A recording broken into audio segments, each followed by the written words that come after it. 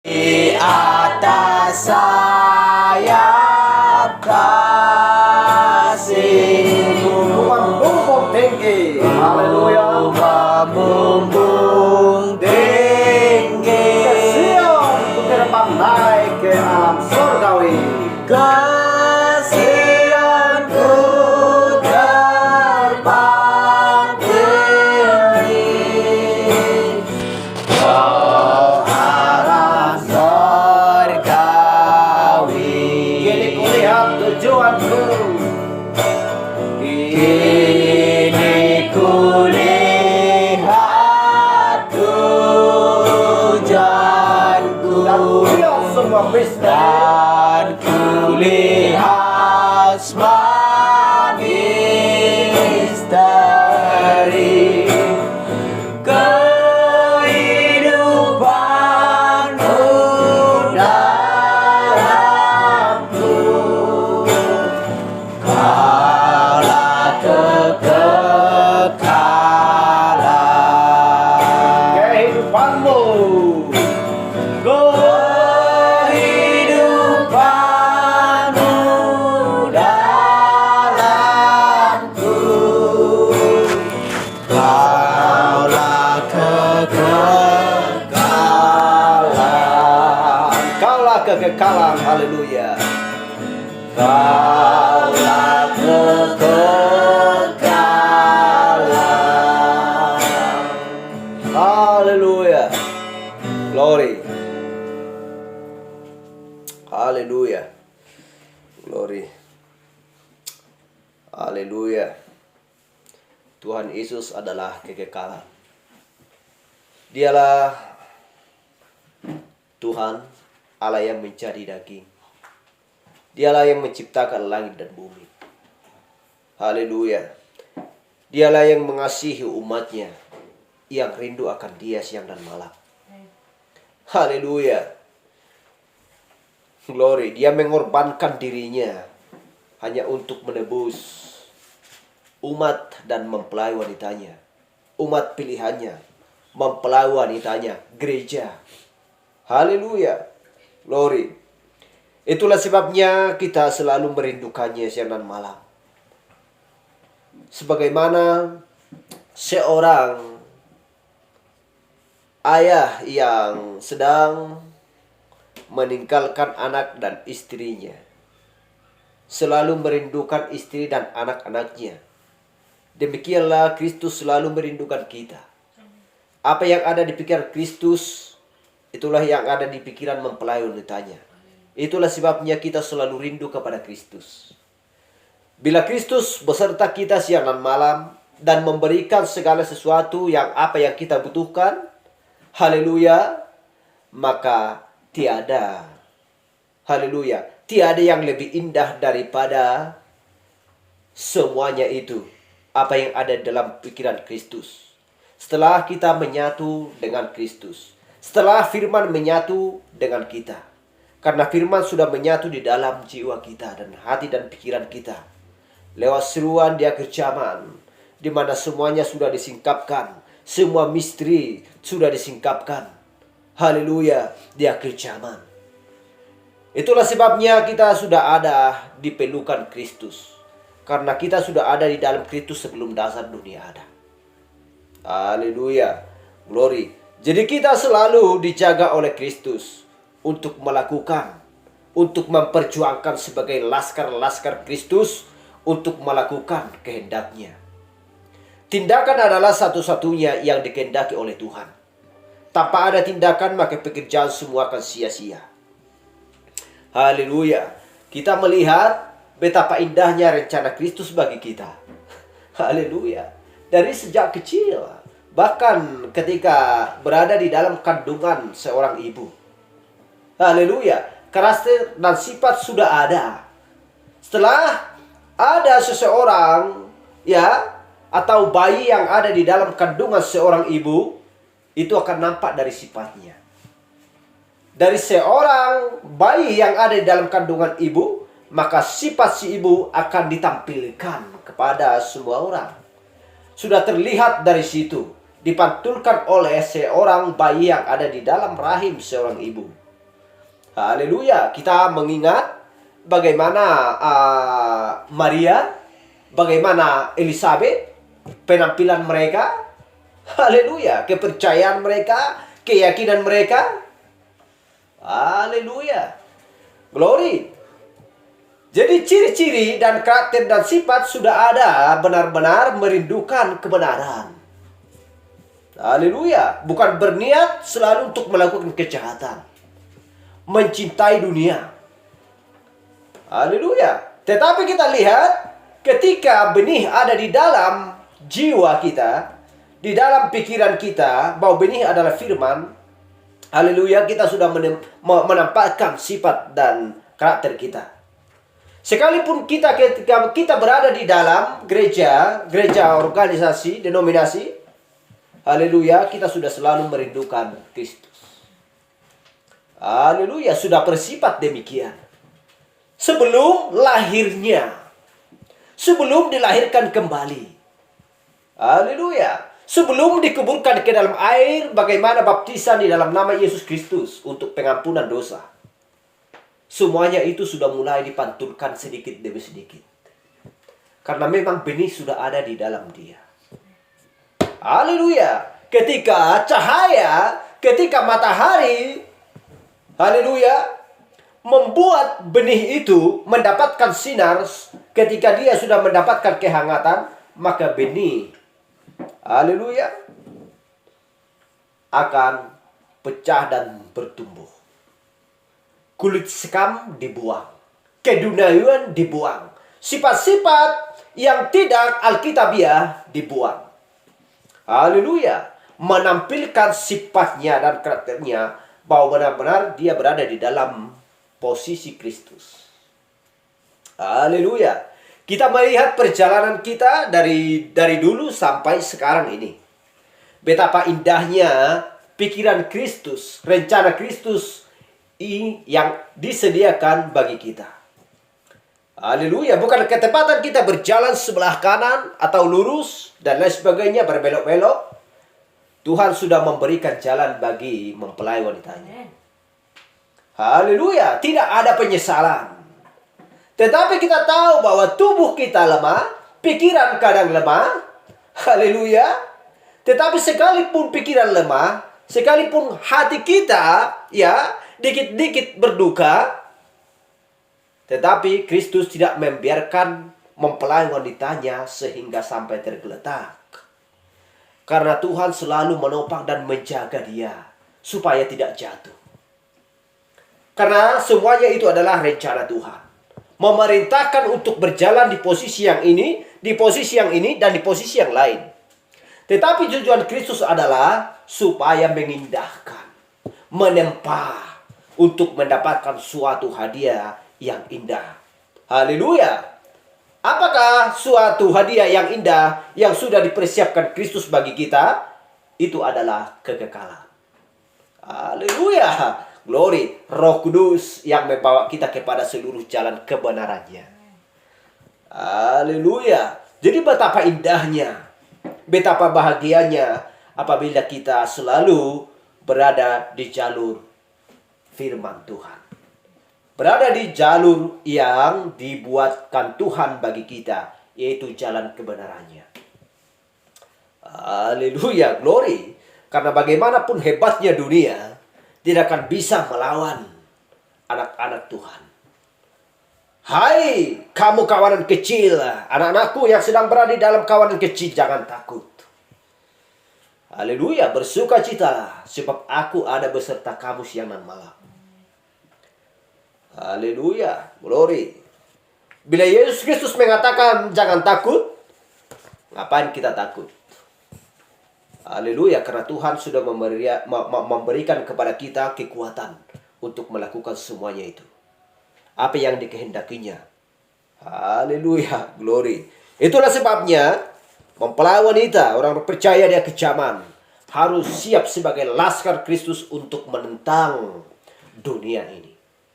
Karena kita tahu bahwa dunia ini tidak berdampak. Haleluya, glory. Baik, kita akan membahas apa yang dikatakan oleh Kristus lewat hambanya. Haleluya. Glory, kita tahu bahwa Nabi dia kecaman adalah sebagai utusan untuk membawakan pesan. Pesan Kristus bagi kita. Haleluya. Glory. Malaikat 4, 5 dan 6 dan Wahyu 10 ayat 1 sampai 7. Jadi kita lihat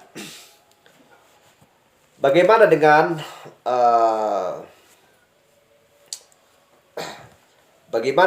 Isabel yang dikaitkan dengan zaman-zaman sampai dia ke zaman ini, perbuatan dan sifat dan semuanya.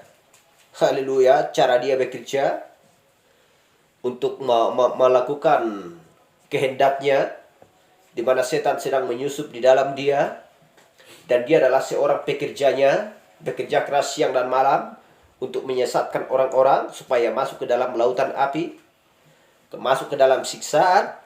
Haleluya.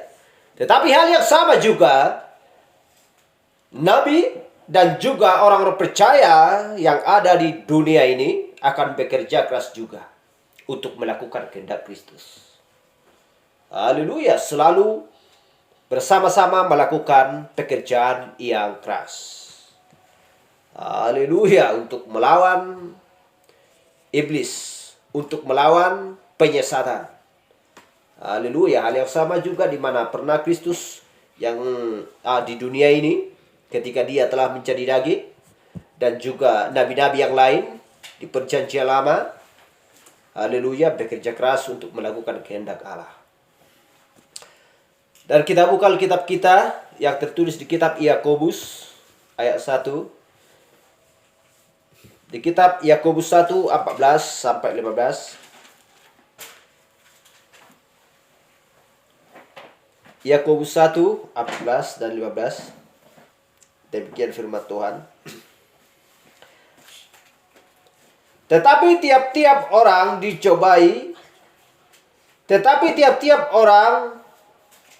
dicobai oleh keinginannya sendiri. Karena ia diseret dan dipikat olehnya.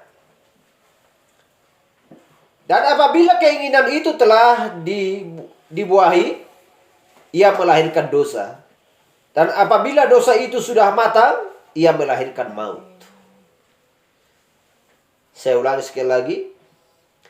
Tetapi tiap-tiap seorang dicobai oleh keinginannya sendiri, karena ia diseret dan dipikat olehnya. Dan apabila keinginan itu telah dibuahi, ia melahirkan dosa. Dan apabila dosa itu sudah matang, ia melahirkan maut. Kita lihat hal yang sama. Sudah matang, dia akan melahirkan maut. Kalau memang gandum sudah matang, penuaian akan tiba. Disabit dan dituai dan dimasukkan ke dalam lumbung kerajaan surga apabila sudah matang. Jadi harus sama-sama matang. Haleluya, glory. Dosa pun sudah matang, nanti akan dibakar ke lautan api. Mempelai wanita orang percaya pun sudah matang, akan dituai dan dimasukkan ke dalam lumbung kerajaan surga. Haleluya. Mereka berusaha dan bergiat untuk menyesatkan orang-orang melakukan kejahatan yang dikehendaki oleh iblis. Hal yang sama juga yang dilakukan oleh orang-orang percaya. Dari zaman dulu sampai ya ke zaman ini. Haleluya, glory.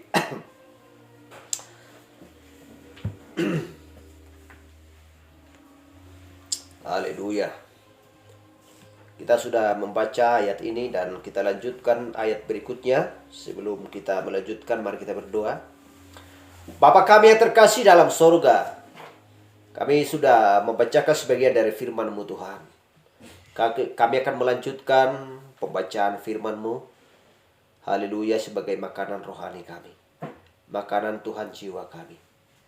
Bapa yang baik, sungguh Tuhan tidak terhitung kasih-Mu yang Kau berikan bagi kami di akhir zaman ini.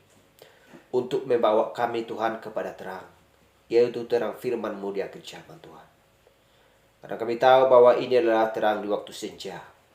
Hanya sedikit waktu lagi Tuhan. dunia ini akan berakhir sesuai dengan perkataanmu. Karena Engkau Tuhan mengatakan sesuatu, apa yang Engkau ucapkan dalam firman-Mu itu akan nyata Tuhan. Bapa yang baik, ajari kami Tuhan lebih lagi lewat Roh Kudus-Mu. Pimpin kami Tuhan, berkati kami Tuhan, urapi kami Tuhan. Anak saya yang membawa alunan musik dan juga membawa lagu pujian yang indah Tuhan. Dan juga berdoa Tuhan, haleluya. Biarlah karakter anak saya Tuhan, karakter yang baik, yang memperjuangkan Tuhan firman-Mu, keselamatan Tuhan, haleluya. Kami tahu bahwa keselamatan hanya ada di tangan Kristus. Terima kasih Bapa. Kami Tuhan tidak menyimpang daripada jalan-Mu, karena kami akan dipercaya sesuai dengan kepercayaan kami Tuhan, bahwa Engkau sudah memeteraikan kami sampai pada hari kedatangan-Mu yang kedua. Terima kasih Bapa di surga. Kami berdoa di dalam nama Yesus Kristus. Haleluya. Amin. Baik, kita lanjutkan pembahasan kita. Kita tahu bahwa Rasul Yakobus menunjukkan kepada kita jalan yang ditempuh oleh dosa. Yakobus 1:14-12 kita sudah baca. Haleluya. Dikatakan di sini, dan apabila dosa itu sudah matang, ia melahirkan maut. Maut adalah dosa, maut adalah keterpisahan daripada Allah, maut adalah kematian, dan maut akan dibakar ke dalam lautan api. Jadi itu adalah sebuah gambaran yang tepat mengenai apa yang sedang terjadi di dalam zaman gereja. Sebagaimana dosa itu dimulai dengan tidak lain dari hanya sebuah perasaan. Haleluya. Demikianlah kematian gereja itu dimulai dengan perbuatan-perbuatan pengikut Nikolaus yang sederhana. Dan tidak banyak diperlihatkan dari perbuatan.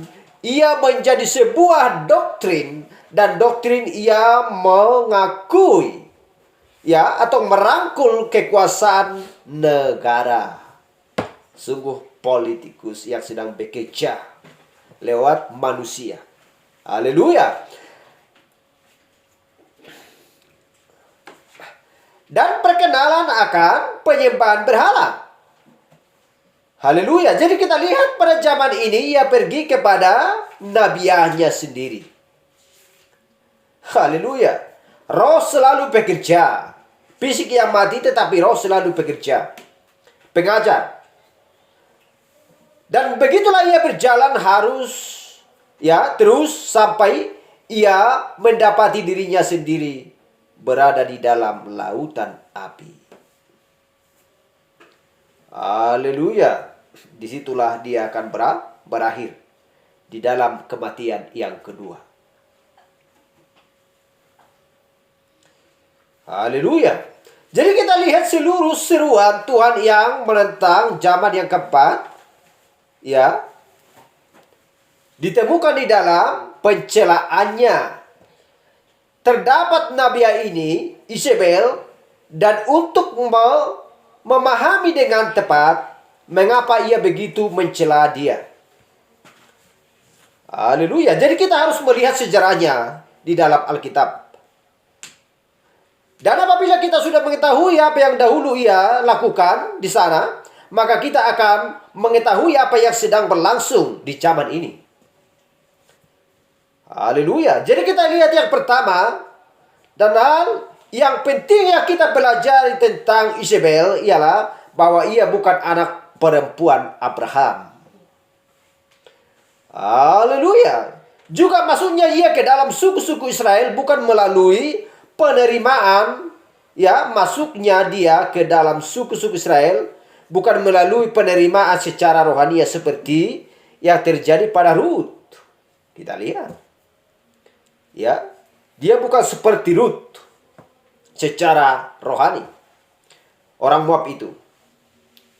Perempuan ini adalah putri dari Etbaal, Raja Sidom. Haleluya. 1 Raja-Raja 16 ayat 31. Yang adalah imam bagi Astarte. Ia mendapatkan taktanya dengan membunuh pendahulunya. Haleluya. Peles. Jadi kita bisa melihat bahwa ia adalah putri dari seorang pembunuh. Hal ini tentunya mengingatkan kita kepada Kain. Siapakah kepribadian Kain sebenarnya? Haleluya, ketika dia membunuh adiknya. Jadi, dan cara ia menjadi bagian dari Israel bukanlah melalui jalur-jalur rohani yang Tuhan sudah tetapkan bagi penerimaan seseorang yang bukan bangsa Yahudi. Tetapi ia masuk melalui pernikahan dengan Ahab. Haleluya. Jadi raja atas 10 suku Israel itu. Haleluya. Jadi kita lihat penyatuan yang kita lihat ini tidak rohania. Itu bersifat politik. Jadi wanita ini yang sudah tenggelam dalam penyembahan berhala tidak punya keinginan sedikit pun untuk mau menjadi seorang penyembah Tuhan. Ya, haleluya. Tidak mau menjadi seorang penyembah Tuhan yang benar dan esa. Tetapi justru ia datang dengan maksud yang terang-terangan untuk memalingkan Israel dari Tuhan. Jadi Israel, ya, 10 suku itu sudah mengenal apakah penyembahan kepada anak lembu emas itu. Tetapi mereka masih tidak menjual diri habis-habisan kepada penyembahan berhala. Sebab Tuhan masih disembah dan hukum Taurat Musa masih diakui. Tetapi sejak Ahab menikah dengan Isabel, kita lihat di sini. Ketika dia menikah dengan Isabel, maka penyembahan berhala meningkat secara mematikan. Ketika perempuan ini menjadi seorang imam di kuil-kuil yang dia dirikan bagi Astarte. Haleluya. Glory. Venus dan Baal, dewa matahari. Maka Israel tiba pada titik krisis dalam kehidupannya. Dengan tetap mengingat hal ini, maka kita dapat mulai memahami apa yang sedang Roh Tuhan nyatakan di zaman Tiatira. Haleluya, gereja yang keempat. Jemaat yang keempat. Haleluya. Jadi Ahab menikahi Isabel dan ia melakukannya sebagai sebuah siasat politik untuk memperkuat dan mengamankan kerajaannya. Haleluya. Tetapi itulah apa yang gereja lakukan ketika ia menikah di bawah Konstantin. Mereka kedua-duanya bersatu untuk alasan-alasan politik. Meskipun mereka menaruh suasana rohani di dalamnya. Haleluya. Jadi kita lihat tidak ada seorang pun yang dapat meyakinkan, ya, meyakinkan orang-orang percaya, meyakinkan seorang nabi bahwa Konstantin adalah seorang Kristen. Haleluya. Nabi pun mengatakan demikian. Ia adalah seorang penyembah berhala dengan apa yang kelihatannya seperti hiasan-hiasan Kristen. Ia mencabut salib-salib putih pada persis, ya, atau perisai-perisai pada prajurit. Ia adalah pendiri Konstantin Columbus. Ia menempatkan sebuah salib di atas menara. Haleluya. Ethiopia dan dengan demikian melalui sebuah tradisi. Itu adalah ide dari Konstantin untuk mengumpulkan semua orang menjadi satu. Sungguh perpolitikan yang licik.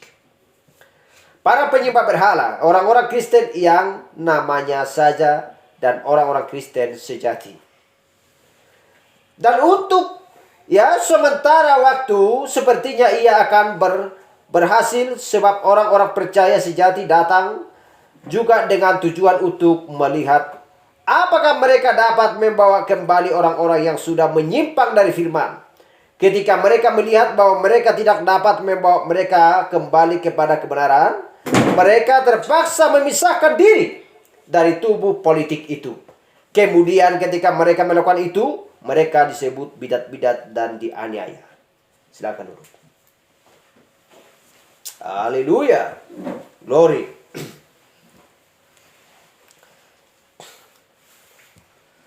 Haleluya. Jadi kita lihat hal yang sama yang dilakukan oleh gereja denominasi, organisasi, mulai dari zaman, ya, itu sudah mulai berlangsung, di mana iblis sudah menyusup kepada manusia, di mana manusia itu dipakai dari zaman Efesus sampai ya ke zaman ini, zaman Laodikia, jemaat Laodikia. Haleluya.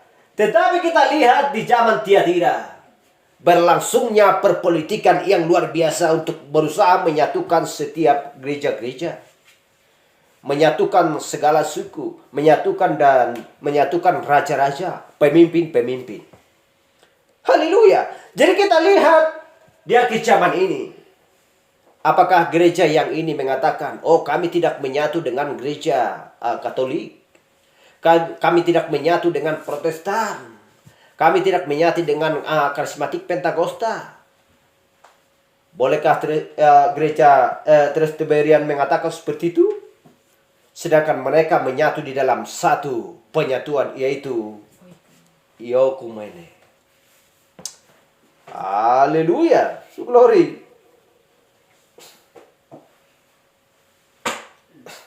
Jadi kita lihat Katolik atau Protestan, mereka memiliki dewan Nikea mereka sendiri, tetapi mereka menamakannya Dewan Iokumene. Haleluya. Jadi kita tahu siapa yang diperangi oleh organisasi-organisasi ini. Mereka memerangi orang-orang Pentakosta yang sejati. Haleluya. Bukan dimaksudkan gereja organisasi yang disebut Pentakosta yang ada sekarang ini. Haleluya. Tetapi Pentakosta karena mereka dipenuhi Roh Kudus dan memiliki tanda-tanda dan karunia-karunia di tengah-tengah mereka. Karena mereka berjalan di dalam kebenaran. Haleluya. Itulah sebabnya sumber dosa adalah berasal daripada Hawa. Dari zaman dulu. Kita lihat. Tetapi sehingga dosa sudah berakar ketika Ahab menikahi Isabel untuk alasan-alasan politik, maka ia menjual hak kesulungannya. Haleluya. Hak kesulungan. Bila Tuhan sudah memberikan kepada kita hak kesulungan, maka kita tidak boleh menjual kepada organisasi. Haleluya. Kita lihat bagaimana tentang ketika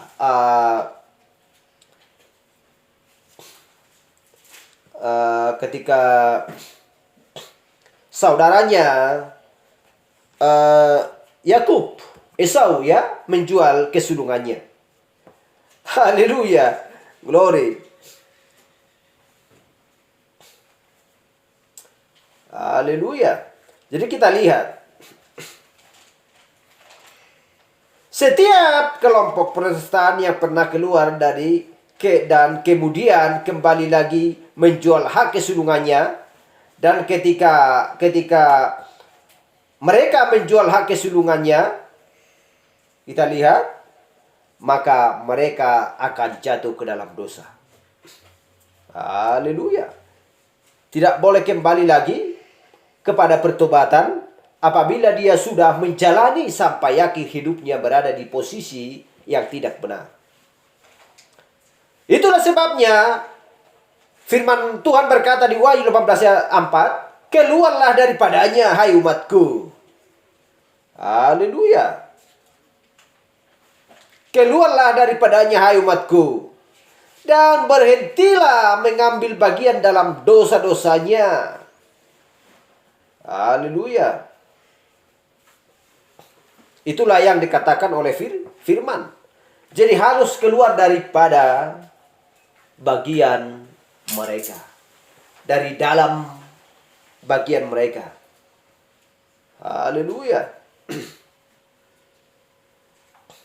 Jadi tidak boleh bergabung. Berzina secara rohani apabila menyampurkan antara gelap dan terang. Haleluya.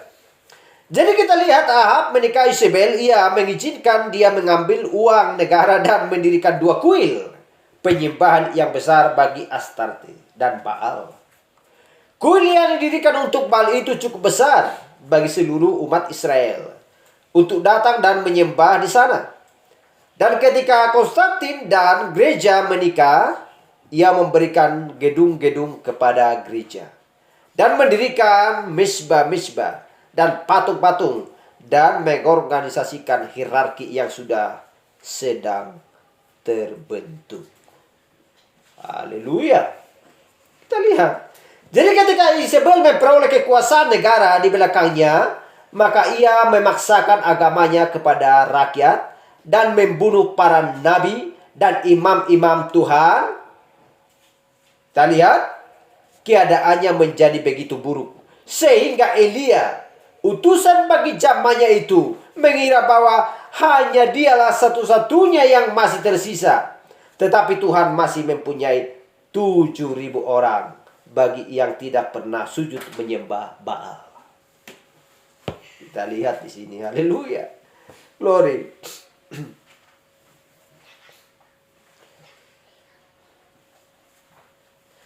Jadi kita lihat sekarang di luar, ya, di luar sana, di antara denominasi Baptis, Metodis, Presbyterian dan lain sebagainya. Haleluya.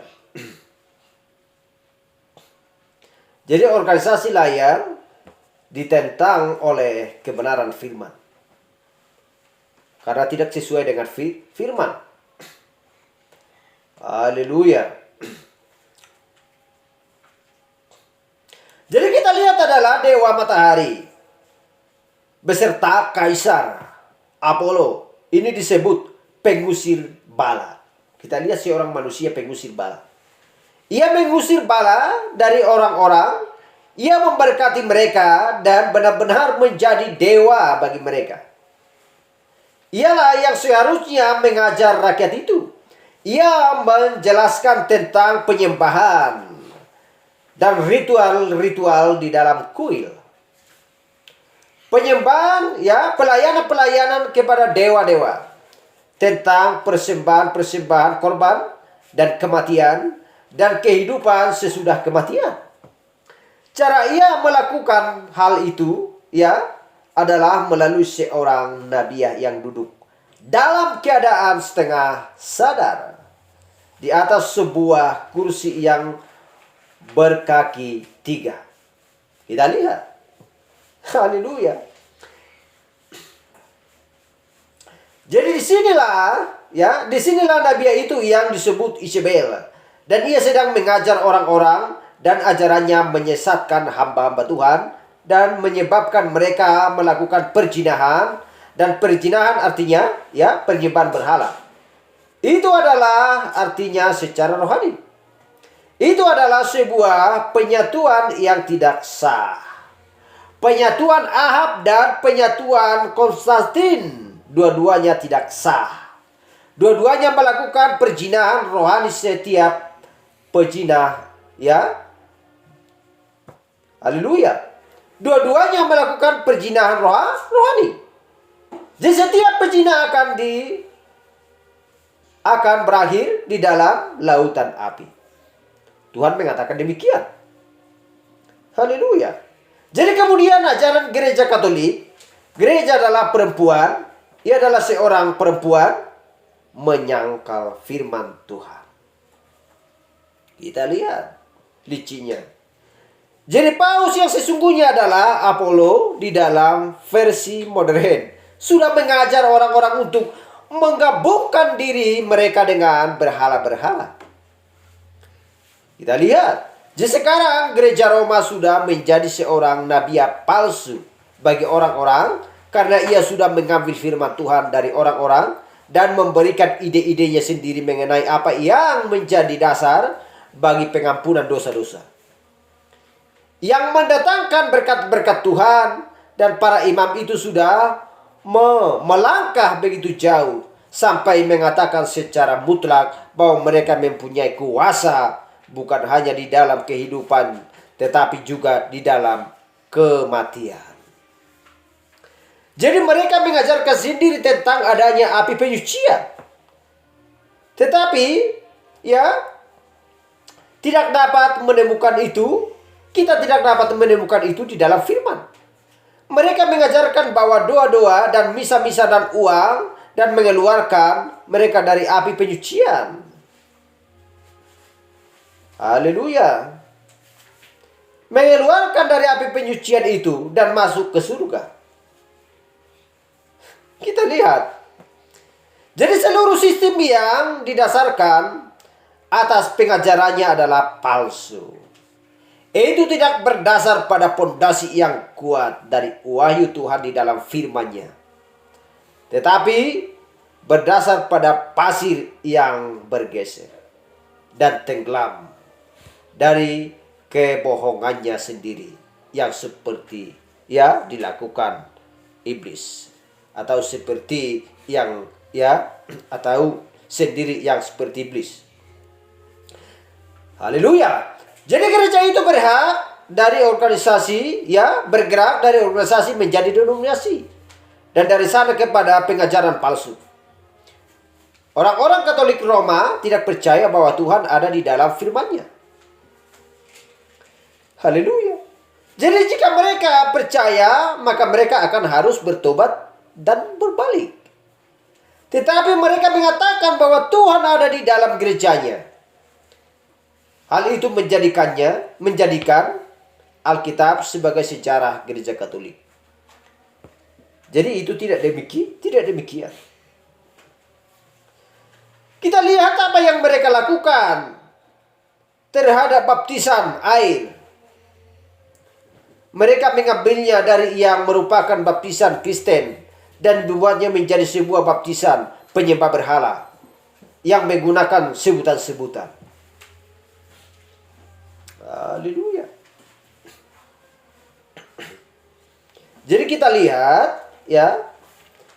lihat perbuatan-perbuatan gereja, organisasi, denominasi. Mereka tidak percaya kepada baptisan di dalam nama Yesus Kristus untuk pengampunan dosa. Apabila mereka tidak percaya kepada baptisan di dalam nama Yesus Kristus, haleluya, berarti mereka tidak percaya bahwa Kristus adalah Allah. Tetap mengakui bahwa Allah adalah satu, Yesus Kristus adalah satu, Roh Kudus adalah satu. Berarti pribadi yang lain. Bukan berarti satu pribadi, 3 jabatan. Haleluya. Itulah sebabnya mereka berkata bahwa Yesus Kristus adalah bukan Allah. Padahal sangat jelas mengatakan bahwa Yohanes 1 ayat 1 dan 14. Bahwa Allah akan menjadi daging. Bahwa firman adalah Allah. Sejak kapan dosa mereka diampuni? Sedangkan Alkitab mengatakan, Petrus mengatakan, karena dia adalah seorang gembala yang diutus oleh Kristus untuk membaptis orang-orang di dalam nama Yesus Kristus. Haleluya. Rasul Paulus pun membaptis orang-orang kembali ketika mereka menerima baptisan seperti yang dilakukan oleh Yohanes Pembaptis. Baptisan pertobatan, bukan baptisan, haleluya, pengampunan dosa. Jadi harus baptisan pengampunan dosa supaya mereka menerima karunia Roh Kudus. Haleluya. Bukankah Rasul Paulus menelusuri desa-desa dan membaptis 12 orang murid di sana? Haleluya. Mereka kepenuhan Roh Kudus. Haleluya. Tetapi kita lihat, sejak kapan gereja-gereja yang sudah berorganisasi, denominasi, melakukan baptisan di dalam nama Yesus Kristus? Haleluya. Apakah mereka harus melakukan baptisan yang lain? Ya, mereka dibaptis dalam nama Bapa, Anak, dan Roh Kudus. Tetapi ketika datang pewahyuan, ketika datang pengajaran yang murni, yang daripada Tuhan, orang-orang percaya, mempelai wanita sadar, mengerti Alkitab, sebab pewahyuan sudah ada di dalam orang-orang percaya. Mengakui bahwa Yesus Kristus adalah Tuhan. Dialah yang menciptakan langit dan bumi. Haleluya, kitab Mazmur menyaksikan. Haleluya.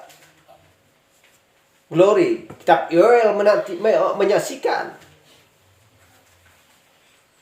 bahwa Kristus adalah Allah. Haleluya. Tetapi jikalau mereka sudah melakukan baptisan dalam Yesus Kristus untuk pengampunan dosa, mereka akan seia sekata kepada nabi utusan Dia ke zaman. Haleluya, glory. Dan harus menerima, ya, dan harus menerima ajaran Dia ke zaman. Mengakui bahwa apa yang dulu terselubung di dalam Alkitab sehingga disingkapkan Dia ke zaman. Mereka akan menerima semuanya itu. Haleluya. Tetapi kita lihat, selagi mereka melakukan itu, berarti mereka menandakan bahwa mereka satu ikat, satu kumpulan, ya, dan tidak bisa dipisahkan daripada iokumene,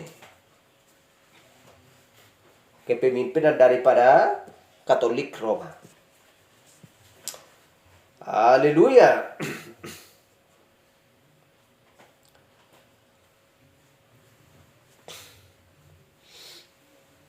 Itulah sebabnya di kitab Wahyu 22, 18-19, jangan menambah, jangan mengurang apa yang dikatakan firman.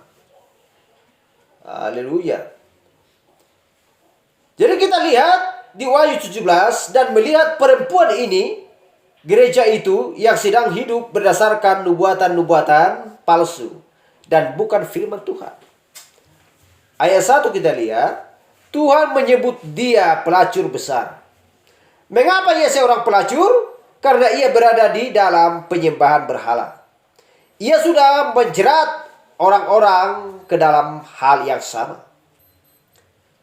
Apakah ada obat bagi penyembahan berhala? Haleluya. Apakah obat bagi penyembahan berhala? Firman Tuhan.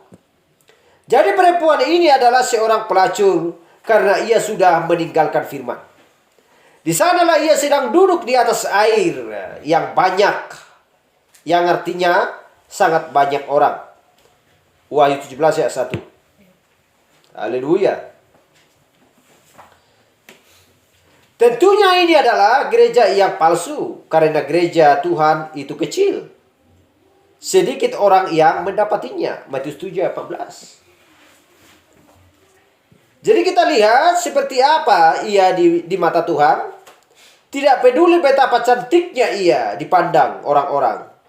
Dan betapa prosedurnya ia terdengar.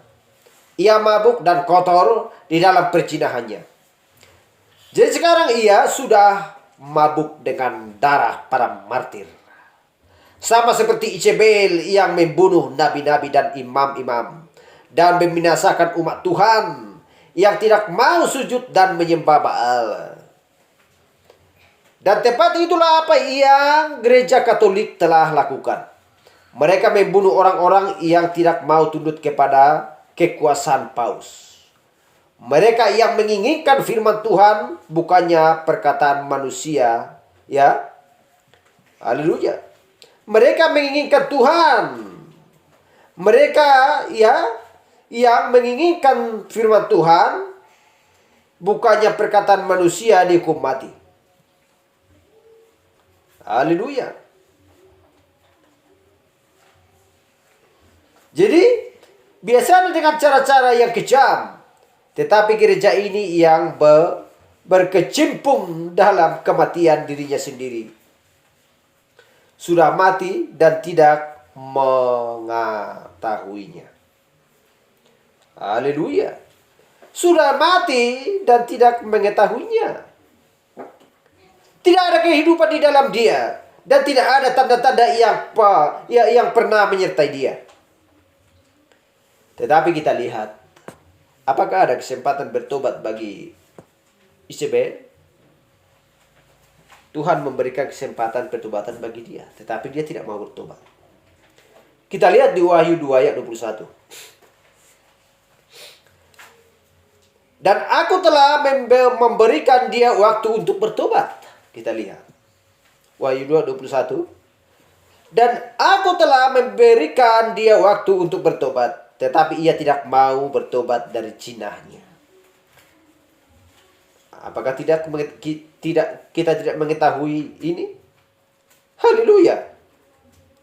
Jadi kita tahu bahwa gereja ini sebenarnya lebih jahat daripada Ahab. Lebih jahat daripada Ahab. Kita lihat bahwa ia bertobat,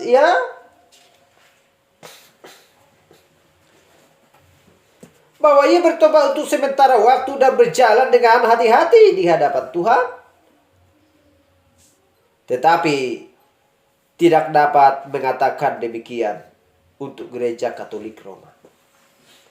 Ia tidak pernah bertobat, tetapi dengan berkeras kepala telah membinasakan siapa saja dan semua orang yang mencoba untuk menolong dia bertobat. Itu adalah sejarah. Jadi Tuhan terus membangkitkan bukan hanya utusan-utusan bagi setiap zaman, tetapi ia juga membangkitkan beberapa orang penolong bagi utusan-utusan itu. Ia memberikan kepada setiap zaman beberapa hamba Tuhan yang mengagumkan. Dan mereka telah melakukan segala sesuatu yang dapat mereka lakukan untuk membawa gereja itu kembali kepada Tuhan. Tuhan tentunya sudah memberikan dia kesempatan dan pertolongan untuk bertobat. Apakah ia pernah bertobat dan memperlihatkan pertobatannya melalui buah-buahnya? Tidak. Ia tidak pernah dan ia tidak akan pernah bertobat. Ia selalu mabuk. Ia sudah kehilangan inderanya terhadap hal-hal rohani. Tidak mau mendengarkan dengan kuping, tidak mau melakukan yang baik dengan tangan. Haleluya, tidak mau menyimpan firman di dalam pikirannya, tidak mau mengucapkan firman dengan mulutnya. 5 panca indera telah ditutup, dipalang supaya tidak masuk ke dalam kebenaran. Kita lihat, haleluya.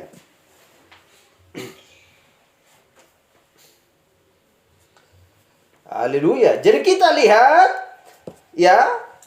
karena Tuhan sudah memberikan terang firman kepada kita. Jadi kita tidak bingung lagi. Dan tidak berpikir bahwa gereja Roma sudah bertobat dari perbuatannya.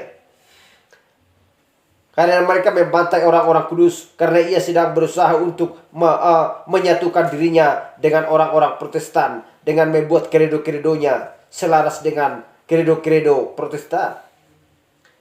Tidak pernah satu kali pun ia meminta maaf. Dan mengatakan bahwa ia bersalah atas pembunuhan massal yang dilakukannya. Haleluya. Dan ia tidak akan mau. Dan tidak peduli betapa lembut dan betapa manis penampilannya pada saat yang khusus ini. Ia masih akan bangkit untuk membunuh. Sebab pembunuhan ada di dalam hatinya yang jahat dan tidak mau bertobat. Jadi apa yang dijatuhkan Tuhan kepadanya? Upah apa yang dia terima daripada Tuhan? Haleluya. Kita lihat Wahyu 2 ayat 22 sampai 23. Haleluya. Lihatlah, aku akan melemparkan dia ke atas ranjang. Dan mereka yang berbuat zina dengan dia akan kulemparkan ke dalam kesukaran besar. Jika mereka tidak bertobat dari perbuatan-perbuatan mereka. Dan anak-anaknya akan kubunuh dengan kematian. Dan semua jemaat akan mengetahui bahwa akulah yang menguji batin dan hati orang. Dan bahwa aku akan membalaskan kepada kamu setiap orang menurut perbuatannya. Haleluya. Kita lihat firman Tuhan. Jadi apa? Perbuatan ini mempunyai anak-anak dan ia seorang pelacur. Haleluya. Perbuatan ini mempunyai anak-anak? Iya. Dan apakah dia seorang pelacur? Iya. Jadi kalau memang demikian bahwa ia memperoleh anak-anak dari hasil persundalannya, maka ia harus dibakar dengan api seperti yang firman katakan. Ia sungguh benar, itulah kesudahannya, sebab ia akan dibakar dengan api. Haleluya. Kesudahannya adalah lautan api. Haleluya. Jadi itulah sebabnya benih melahirkan benih. Seperti pohon kita lihat. Benihnya jatuh, buahnya jatuh, bertumbuh kembali semakin banyak. Haleluya. Jadi apakah seorang perempuan melahirkan seorang anak? Apakah Isabel melahirkan seorang anak, putri-putrinya? Jelas. Lihatlah pohon dari buahnya. Haleluya. Sifat siapa yang diikuti oleh anak-anaknya, putri-putrinya? Tentu sifat seorang ibu yang melahirkan dia. Haleluya. Siapa yang seia dan sekata untuk melakukan perintah-perintahnya, perintah-perintah seorang ibunya, perintah-perintah seorang Isabel, perintah-perintah seorang Ahab, maka mereka adalah pewaris mereka. Mereka adalah putri-putrinya. Siapa yang mengikuti perintah-perintah Allah yang disampaikan kepada hamba-hambanya itu para nabi. Siapa yang mengikuti perkataan-perkataan nabi, apa yang diucapkannya, dilakukan oleh mempelai wanita Kristus, maka mereka adalah anak-anak Tuhan. Haleluya. Jadi tidak boleh dibohongi. Tidak boleh ditutup-tutupi. Tidak boleh dicat. Haleluya. Seperti Nabi katakan, ketika tembok berwarna hitam, lalu datang seseorang untuk mencat dengan cat yang putih dari luar, itu tidak bisa menghapuskan atau menutupi pada cat yang ada di dalamnya. Itu adalah cat yang hitam. Haleluya. Jadi bibir atau mulut kita atau ucapan kita begitu manis dan lembut, didengar orang, tetapi kita lihat tidak boleh itu untuk menutupi perbuatan-perbuatan yang jahat yang ada di dalam hati dan pikiran.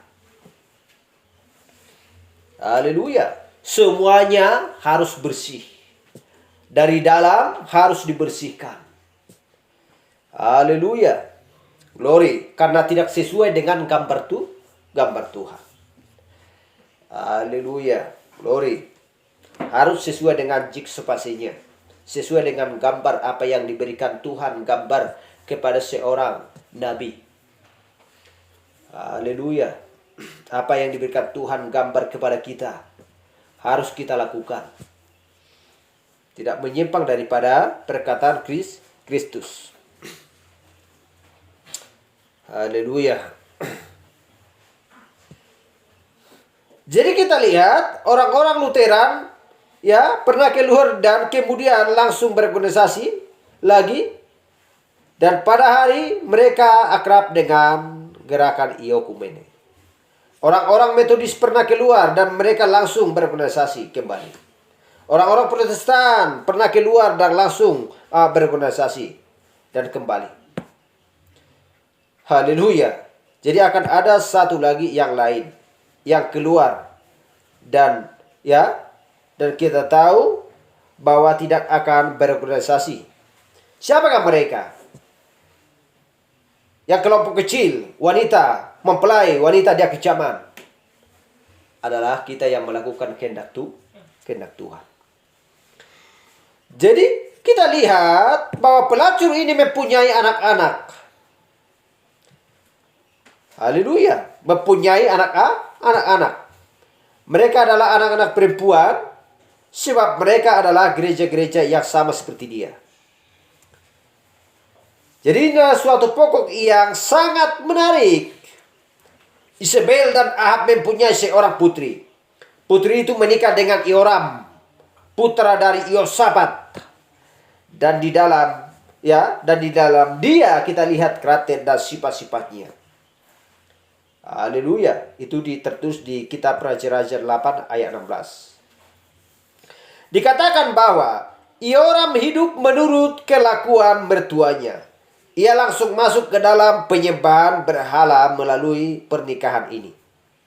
Ia membawa orang-orang Yahudi yang takut akan Tuhan dan yang menyembah Tuhan ke dalam penyembahan berhala. Tetapi seperti itulah apa yang gereja-gereja anak perempuan ini lakukan. Maka seperti yang sudah dikatakan, ya, apa yang dikatakan oleh Rasul, apa yang dikatakan oleh Nabi. Haleluya. Jadi semuanya itu sudah ditunjukkan melalui Alkitab. Peristiwa apa yang sedang berlangsung di setiap zaman. Perbuatan apa yang sedang berlangsung di setiap zaman. Perintah siapa yang diikuti oleh orang-orang.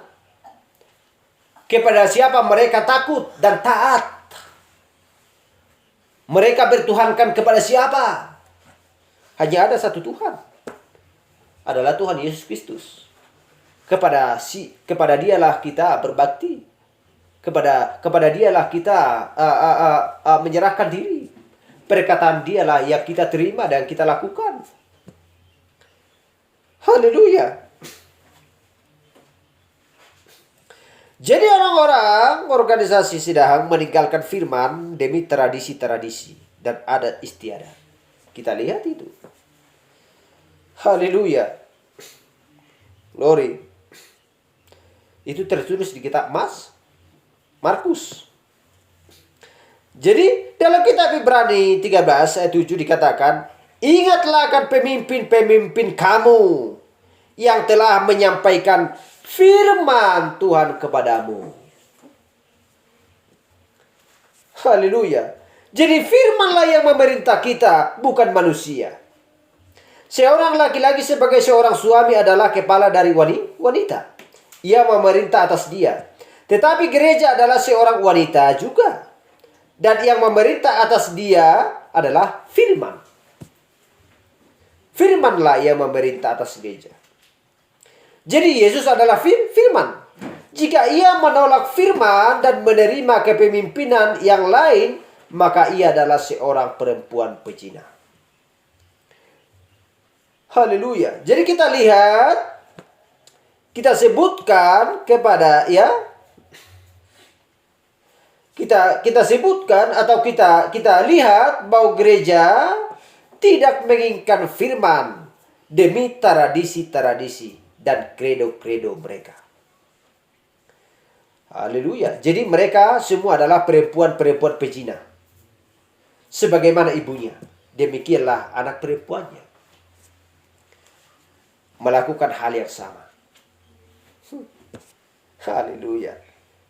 Kita sudah melihat di masa ini bagaimana seorang ibu sangat kuat pengaruh kepada anak-anaknya.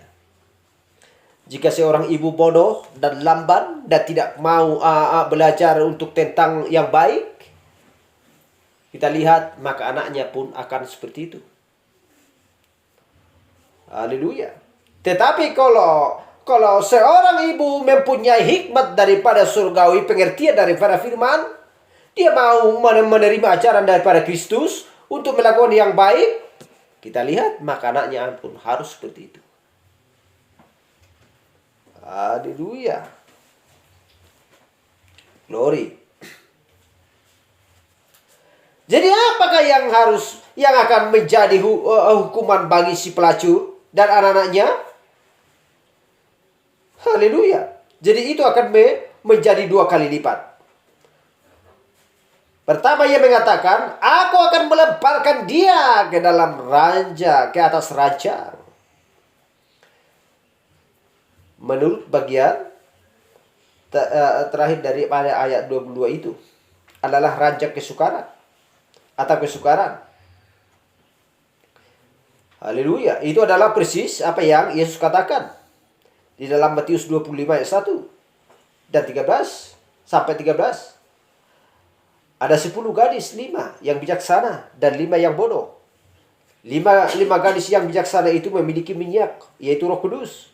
Tetapi 5 lainnya tidak. Ketika terdengar seruan, lihatlah mempelai datang. Maka 5 gadis bodoh itu harus berlari untuk mencari minyak. Sementara ke-5 gadis yang bijaksana itu masuk ke dalam perjamuan kawin. Haleluya.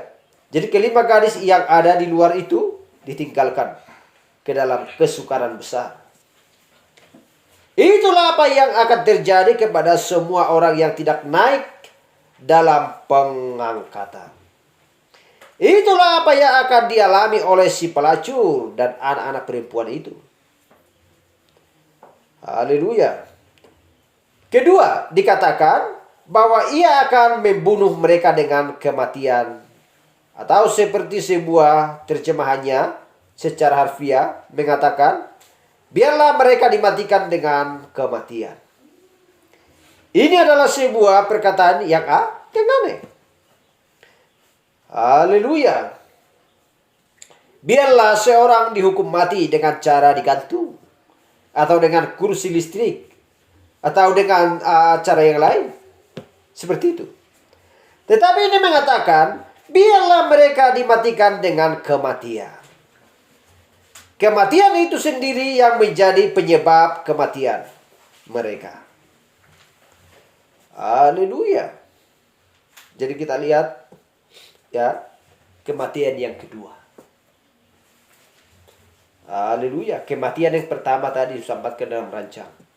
Tetapi kematian yang kedua, apakah ada pengampunan? Haleluya. Glory. Apakah ada yang dikeluarkan, yang disucikan ke di penghakiman yang kedua?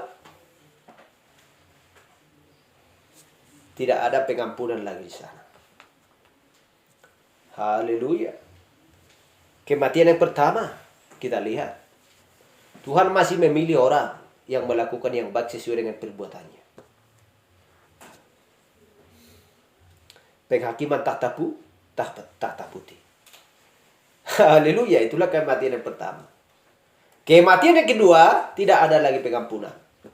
Masuk ke dalam lautan api. Tidak ada seorang pun yang bisa mengeluarkan mereka dari sana. Haleluya.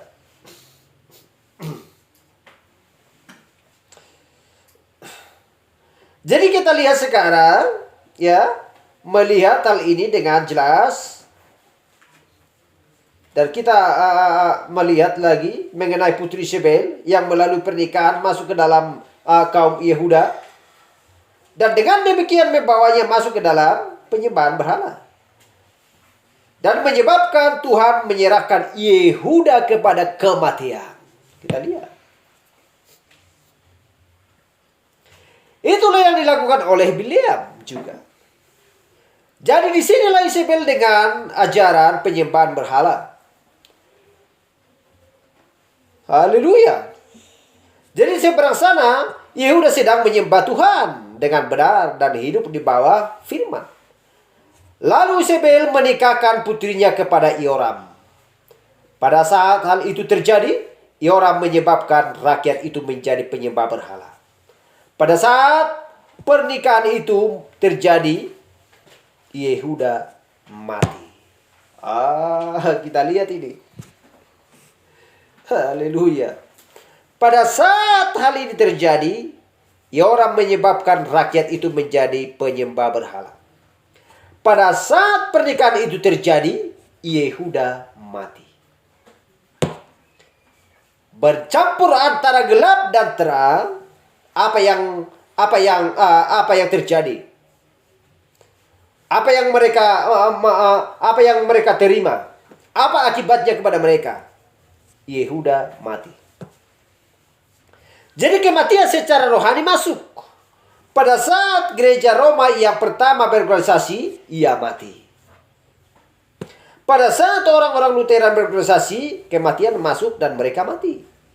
Orang-orang Pentakosta datang terakhir dan mereka berorganisasi, Roh Kudus pergi. Meskipun mereka tidak mempercayainya, tetapi ia pergi.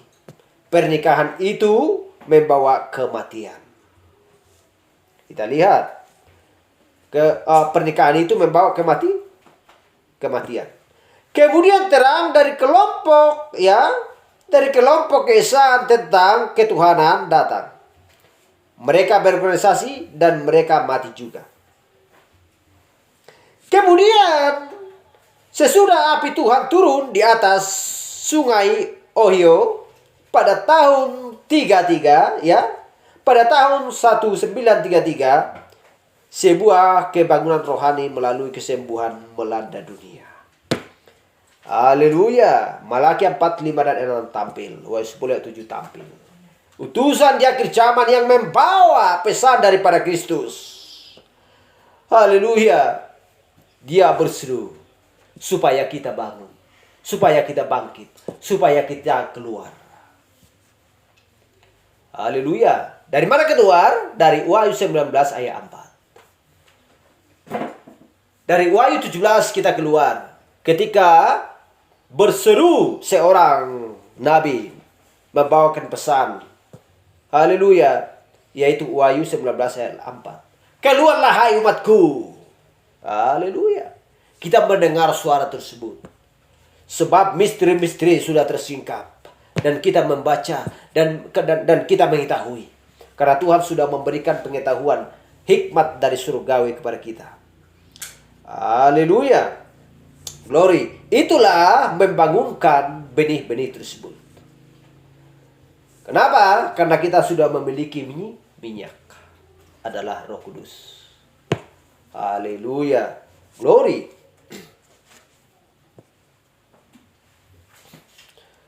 Haleluya.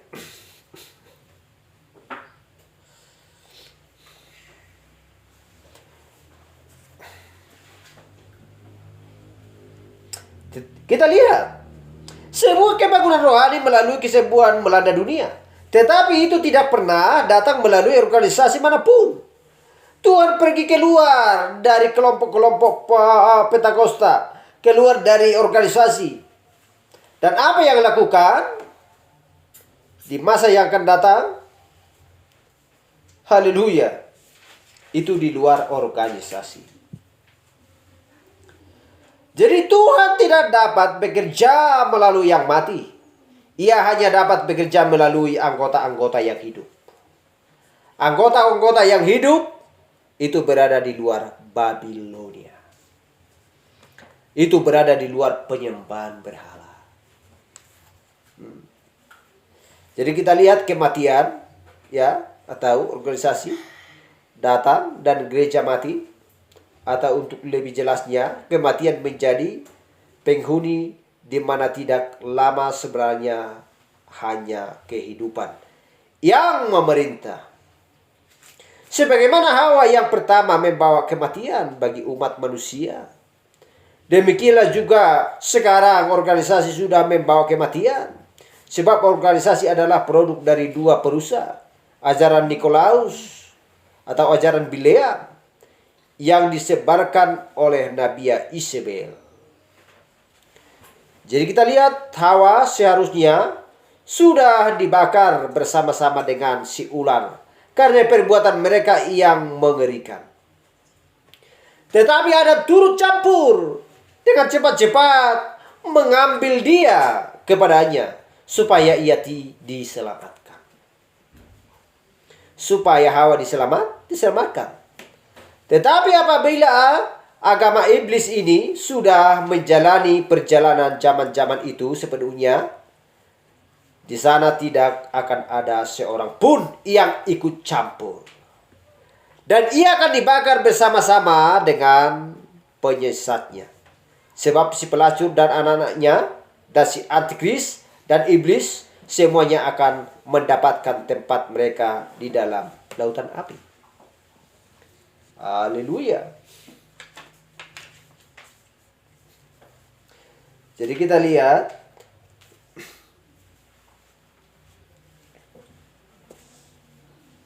haleluya. Kita lihat ya di Wahyu 13 ayat 1 dikatakan, dan aku berdiri di pantai laut dan melihat seekor binatang keluar dari dalam laut, bertanduk 10 dan berkepala 7. Di atas tanduknya terdapat 10 mahkota, dan pada kepalanya tertulis nama-nama hujat.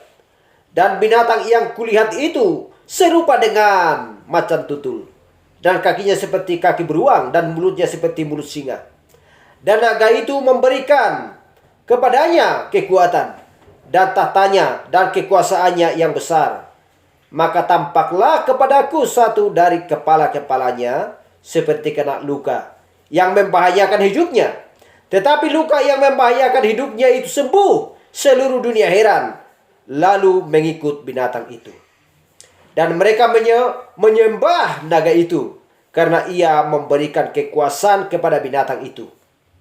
Dan mereka menyembah binatang itu sambil berkata, siapa yang sama seperti binatang ini?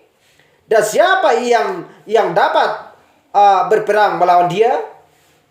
Dan kepada binatang itu diberikan mulut yang penuh kesombongan dan hujat. Kepadanya diberikan juga kuasa untuk melakukan 42 bulan lamanya. Lalu ia membuka mulutnya untuk menghujat Tuhan, menghujat namanya, dan kemah kediamannya, dan semua mereka yang diam di sorga. Dan ia diperkenankan untuk berperang melawan orang-orang kudus, dan untuk menganiaya mereka. Dan kepadanya diberikan kuasa atas setiap suku, dan bahasa, dan bangsa. Dan semua orang yang diam di atas bumi akan menyembahnya, yaitu setiap orang yang namanya tidak tertulis sejak dunia dijadikan di dalam kitab kehidupan anak domba yang telah disembelih. Barang siapa bertelinga hendaklah ia mendengar. Barang siapa ditentukan untuk ditawan, ia akan ditawan. Barang siapa ditentukan untuk dibunuh dengan pedang, ia akan dibunuh oleh pedang. Yang penting di sini ialah ketabahan dan iman orang-orang percaya, orang-orang kudus. Dan aku melihat seorang binatang yang keluar dari dalam bumi. Seekor binatang yang keluar dari dalam bumi bertanduk 2 sama seperti anak domba. Dan ia berbicara seperti seekor naga. Dan seluruh kuasa binatang yang pertama itu dijalankannya.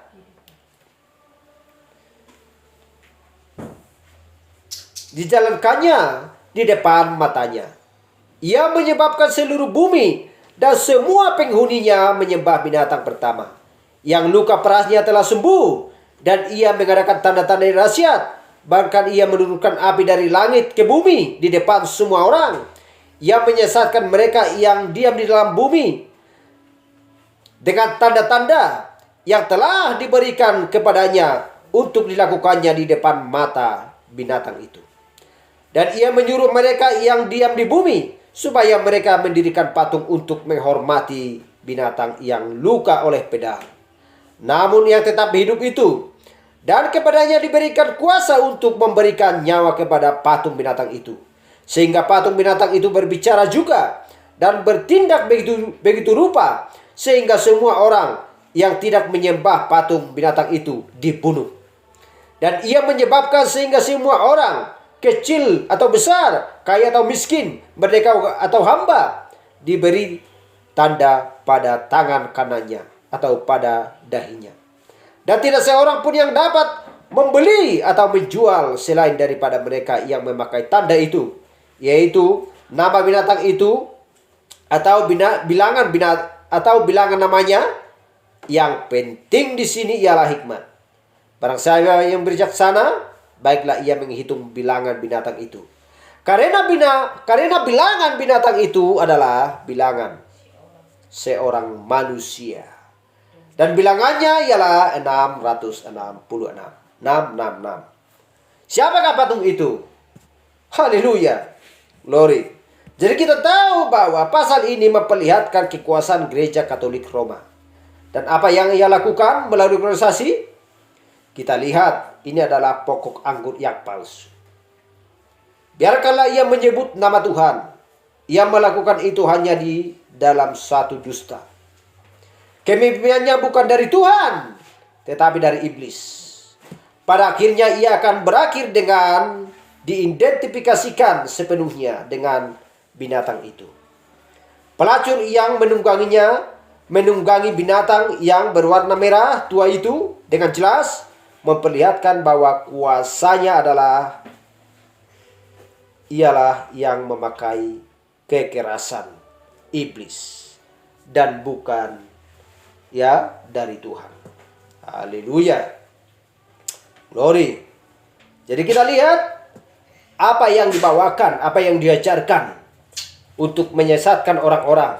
Jelas itu adalah dia terima daripada si iblis. Haleluya.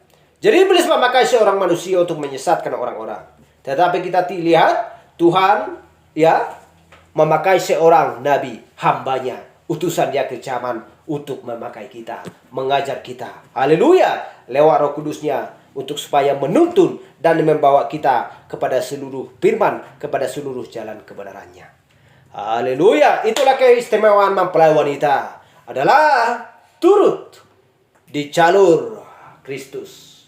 Kita turut dari belakang Kristus. Kita tahu bahwa Kristus adalah kepala kita. Dia adalah pengajar kita. Haleluya. Terpujilah nama Tuhan. Sampai di sini pembacaan kita, pembahasan pelajaran kita. Haleluya. Tuhan memberkati kita. Haleluya. Mari kita angkat pujian untuk menutup ibadah kita. Bapa, terima kasih.